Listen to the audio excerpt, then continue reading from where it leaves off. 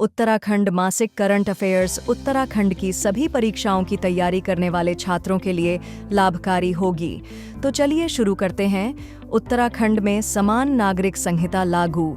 27 जनवरी 2025 को उत्तराखंड भारत का पहला राज्य बन गया जिसने समान नागरिक संहिता लागू की।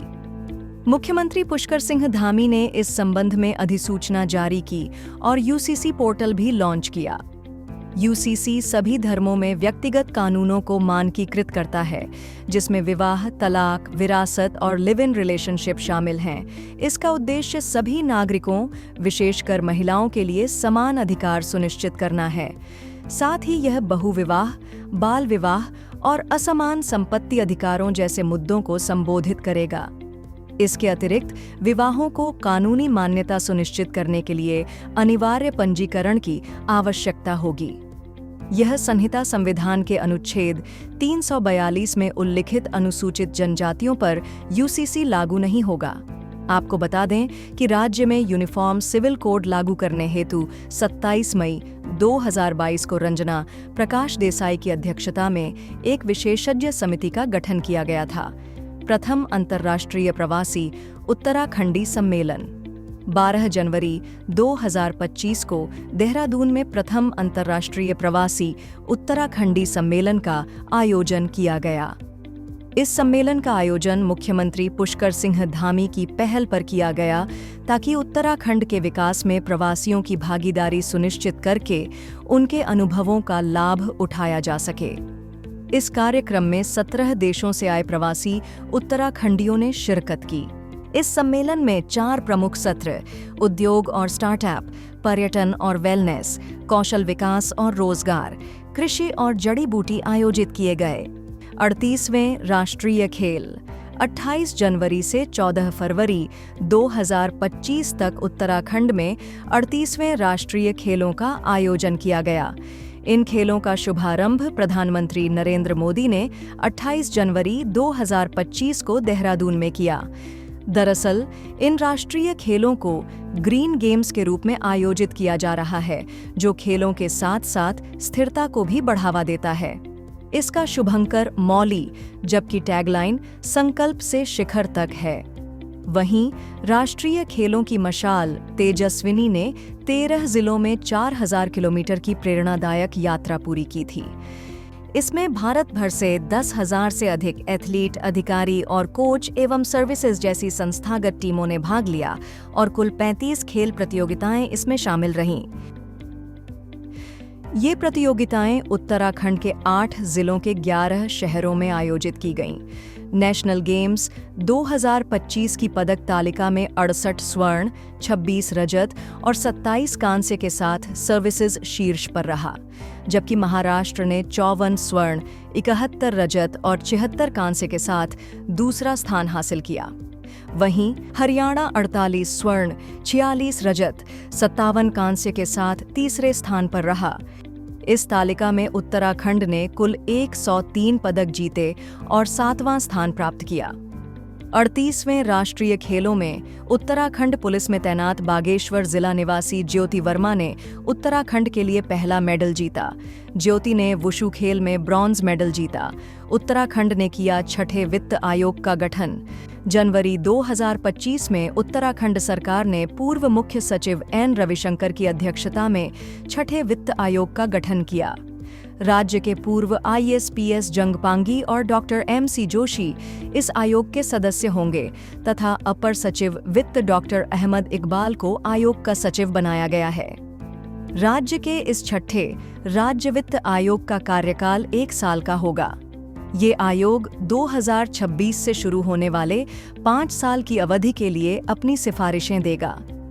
उत्तराखंड के 6 अधिकारियों कर्मचारियों को मिला राष्ट्रपति पदक।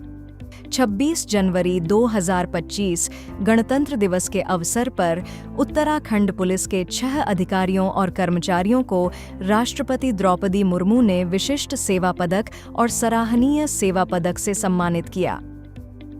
नैनीताल के लीडिंग फायरमैन अर्जुन सिंह को विशिष्ट सेवा पदक से, जबकि प्रमोद कुमार, शाहजहां अंसारी, बीरेंद्र सिंह कठैत, सुमन पंत और राजेंद्र सिंह को सराहनीय सेवा पदक से सम्मानित किया गया। उत्तराखंड की अन्य महत्वपूर्ण खबरें इस प्रकार हैं। जनवरी 2025 में उत्तराखंड सरकार ने वर्ष 2070 तक कार्बन न्यूट्रलिटी प्राप्त करने की दिशा में भूतापीय ऊर्जा का उपयोग करने के लिए आइसलैंड के साथ समझौता किया। इसका उद्देश्य उत्तराखंड में भूतापीय संसाधनों की खोज और उनका दोहन करना है, जिससे सतत ऊर्जा समाधान विकसित किए जा सकें। उत्तराखंड के हिमालय पर्यावरण जड़ी बूटी एग्रो संस्थान ने वर्ष 2025 को जल वर्ष के रूप में मनाने की घोषणा की। जनवरी 2025 में उत्तराखंड वन विभाग ने हल्द्वानी में महाभारत वाटिका की स्थापना की, जिसमें महाभारत में वर्णित पीपल, बरगद और हरसिंगार जैसी 37 पौधों की प्रजातियां शामिल हैं। यह उद्यान धर्म को पर्यावरण संरक्षण से जोड़ता है तथा वन और वन्य जीवन के महत्व पर, वन पर्व की शिक्षाओं पर प्रकाश डालता है। गणतंत्र दिवस समारोह 2025 के अंतर्गत लोकप्रिय पसंद श्रेणी के तहत राज्य संघ राज्य क्षेत्रों की श्रेणी में शीर्ष 3 झांकियों का पुरस्कार क्रमशः गुजरात, उत्तर प्रदेश और उत्तराखंड को दिया गया।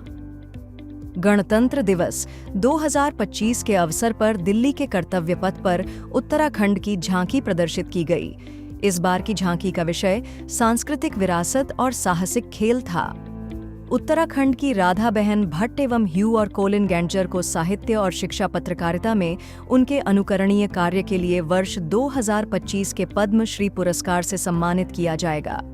जनवरी 2025 में उत्तराखंड के para shooting coach Subhash Rana को नियमित श्रेणी के तहत द्रोणाचार्य पुरस्कार 2024 से सम्मानित किया गया। ये उत्तराखंड में नैनबाग क्षेत्र के चिल्लामू गांव के निवासी हैं। 3 से 6 जनवरी 2025 तक भोपाल में आयोजित 31वीं राष्ट्रीय बाल विज्ञान कांग्रेस में उत्तराखंड के 16 बाल विज्ञानियों ने भाग लिया। 3 जनवरी 2025 को उत्तराखंड के मुख्यमंत्री पुष्कर सिंह धामी ने मलेथा टिहरी गढ़वाल में वीर शिरोमणि माधो सिंह भंडारी की स्मृति में आयोजित 5 दिवसीय राज्य औद्योगिक कृषि विकास मेले का उद्घाटन किया तथा इस अवसर पर मुख्यमंत्री ने मलेथा चौराहे का नाम वीर शिरोमणि माधो सिंह भंडारी के नाम पर रखने की भी घोषणा की। उत्तराखंड के मार्शल आर्ट खिलाड़ी एवं कोच सतीश जोशी को वर्ष 2024 से 27 हेतु national martial art games committee India का राष्ट्रीय अध्यक्ष चुना गया। जनवरी 2025 में अल्मोड़ा जिले के हीराडुंगरी निवासी राजेश चौंसाली को भारतीय राष्ट्रीय इंजीनियरिंग अकादमी ने यंग एसोसिएट अवार्ड से सम्मानित किया। जनवरी 2025 में चीन में आयोजित Kings cup international badminton open 2024 में उत्तराखंड के लक्ष्य सेन ने फ्रेंच शटलर एलेक्स लैनियर को हराकर कांस्य पदक जीता। 3 और 4 जनवरी 2025 को नैनीताल स्थित कुमाऊं विश्वविद्यालय के UGC-MTTC परिसर में 8वां कौतिक अंतर्राष्ट्रीय फिल्म महोत्सव आयोजित किया गया। भारत मंडपम, नई दिल्ली में आयोजित राष्ट्रीय यंग लीडर डायलॉग 2025 के लिए उत्तराखंड का प्रतिनिधित्व ज्योति ठाकुर ने किया।